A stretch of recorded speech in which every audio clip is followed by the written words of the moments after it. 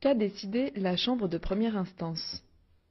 Le 15 janvier 2019, la Chambre de première instance 1 de la Cour pénale internationale, à la majorité, Madame la juge Herrera Carbuccia joignant une opinion dissidente, a décidé que la défense n'avait pas besoin de soumettre des éléments de preuve supplémentaires et a acquitté M. Laurent Gbagbo et M. Charles Blé Goudet de toutes les charges de crimes contre l'humanité prétendument perpétrés en Côte d'Ivoire en 2011.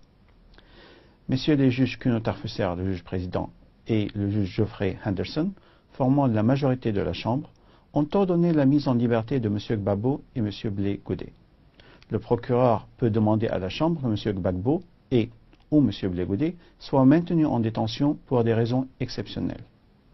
Les juges ont pour mandat de rendre la justice en veillant à l'équité des procédures et au plein respect des droits de l'accusé, y compris de la présomption d'innocence et également le respect des droits des victimes. Quels sont les motifs de la décision de la Chambre de première instance? Les juges de la CPI appliquent uniquement les règles juridiques pertinentes et examinent les soumissions et les éléments de preuve qui leur sont présentés dans l'affaire faisant l'objet de leur examen.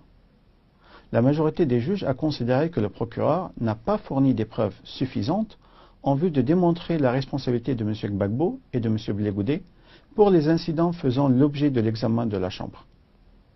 Après un examen rigoureux des éléments de preuve, la Chambre a conclu, à la majorité, que le procureur n'a pas démontré plusieurs éléments essentiels constitutifs des crimes contre l'humanité reprochés, et notamment l'existence d'un plan commun visant à maintenir M. Gbagbo au pouvoir et qui aurait compris la commission de crimes contre des civils, et l'existence d'une politique d'attaque contre la population civile et l'existence de formes de violence dont on pourrait déduire qu'il existait une politique d'attaque contre la population civile, ainsi que le fait que M. Gbagbo ou M. Blé Goudet auraient, avec intention ou connaissance, contribué à la commission des crimes ou que leur discours visait à ordonner, solliciter ou encourager ces crimes.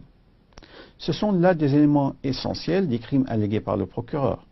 Lorsque ceux-ci ne sont pas démontrés, les personnes accusées de tels crimes doivent être acquittées. Ainsi, la Chambre a estimé que la responsabilité de M. Gbagbo et de M. Blé Goudet pour les crimes présumés n'était pas étayée de manière adéquate par les éléments de preuve. Une décision dûment motivée sera rendue par écrit en temps voulu. Le procureur peut-il faire appel de la décision d'acquittement? Oui, le procureur peut faire appel de la décision d'acquittement. Le délai d'appel commencera à courir à partir de la date du dépôt de la décision motivée. Il appartiendra alors à la Chambre d'appel, composée de 5 autres juges, de statuer sur cet appel. Qu'adviendra-t-il des victimes participant à cette affaire? La Chambre de première instance 1 a noté le conflit politique ayant eu lieu dans le contexte des élections présidentielles au cours desquelles plusieurs incidents violents ont eu lieu à Abidjan et dans d'autres parties du pays. Toutefois, l'affaire examinée par la Chambre de première instance 1 était limitée aux crimes contre l'humanité prétendument commis au cours de 5 incidents spécifiques. Une marche au siège de la radio-télévision ivoirienne entre le 16 et le 19 décembre 2010, le 25 février à Yopougon, une manifestation de femmes à Abobo le 3 mars 2011, un bombardement d'une zone densément peuplée à Abobo le 17 mars 2011 et vers le 12 avril 2011 à Yopougon. Les éléments de preuve présentés par le procureur n'étaient pas suffisants selon la majorité pour conclure que M. Gbagbo et M. Blé Goudet seraient pénalement responsables des crimes contre l'humanité prétendument commis au cours de ces incidents spécifiques.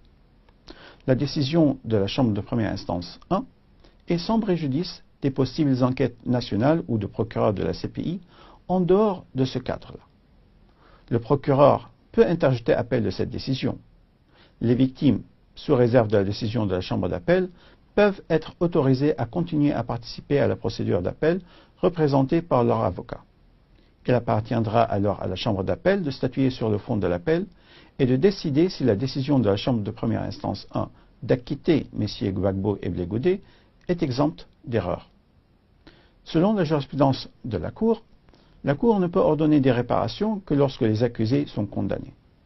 Toutefois, si la décision d'acquittement devenait définitive, c'est-à-dire finale à la suite de la procédure d'appel, cela n'empêchera pas le Fonds au profit des victimes, qui est une institution distincte et indépendante au sein du système de statut de Rome, d'envisager d'apporter un soutien aux victimes dans le cadre de son mandat d'assistance, et ce même en l'absence des réparations ordonnées par les juges. Quand M. Gbagbo et M. Blé-Goudé seront-ils mis en liberté? Retourneront-ils en Côte d'Ivoire? La Chambre de première instance 1 a ordonné la mise en liberté immédiate de M. Gbagbo et de M. Blé-Goudé. Cependant, le procureur peut demander à la Chambre que M. Gbagbo et ou M. Blé-Goudé soient maintenus en détention pour des raisons exceptionnelles. La Chambre de première instance 1 se prononcera ensuite sur une telle demande et sa décision peut faire l'objet d'appel devant la Chambre d'appel. Si les juges décidaient finalement de mettre M. Gbagbo et M. Blé-Goudé en liberté, ils seraient libérés sur le territoire d'un État qui accepterait de les recevoir une fois que les mesures nécessaires auraient été mises en place. Le lieu de leur mise en liberté dépendra de leurs observations et de l'accord de l'État ou des États concernés. M. Gbagbo et M. Blé-Goudé peuvent-ils demander une indemnisation pour le temps passé en détention? Conformément à l'article 85, paragraphe 3 du Statut de Rome, dans des circonstances exceptionnelles, et si la Cour constate, au vu de faits probants, qu'une erreur judiciaire grave et manifeste a été commise, la Cour peut, à sa discrétion, accorder une indemnité à une personne qui avait été placée en détention. Si une demande en ce sens était présentée, il appartiendrait à la Cour de vérifier ces critères et de décider, à sa discrétion, d'ordonner ou non une indemnisation pour le temps passé en détention. Quel est l'impact de cet acquittement sur l'affaire à l'encontre de Simone Gbagbo? Les deux affaires sont indépendantes et devant des chambres différentes. La décision de la Chambre de première instance 1 est sans préjudice de la décision d'une autre chambre. Le 11 décembre 2014, la Chambre préliminaire 1 a rendu sa décision concernant l'exception d'irrecevabilité soulevée par la Côte d'Ivoire dans l'affaire concernant Simone Gbagbo.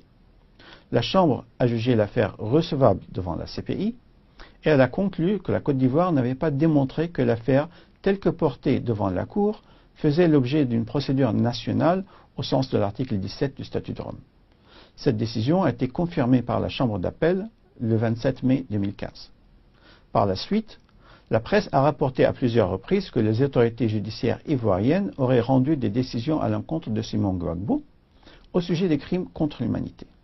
C'est pourquoi la Chambre préliminaire de la CPI a demandé des informations sur tout acte susceptible d'avoir une incidence sur la recevabilité de l'affaire qui aurait été présentée par les autorités judiciaires ivoiriennes après le 11 décembre 2014, date à laquelle la Cour s'est prononcée sur la recevabilité de l'affaire concernant Simone Gbagbo. La Chambre préliminaire a donc ordonné au greffier de la CPI de demander aux autorités nationales ivoiriennes compétentes de lui fournir, dans les plus brefs délais, les informations et documents pertinents, y compris les copies des décisions et autres actes des autorités nationales concernant les procédures nationales à l'encontre de Mme Simone Gbagbo. La Chambre préliminaire décidera des mesures à prendre après réception de ces documents.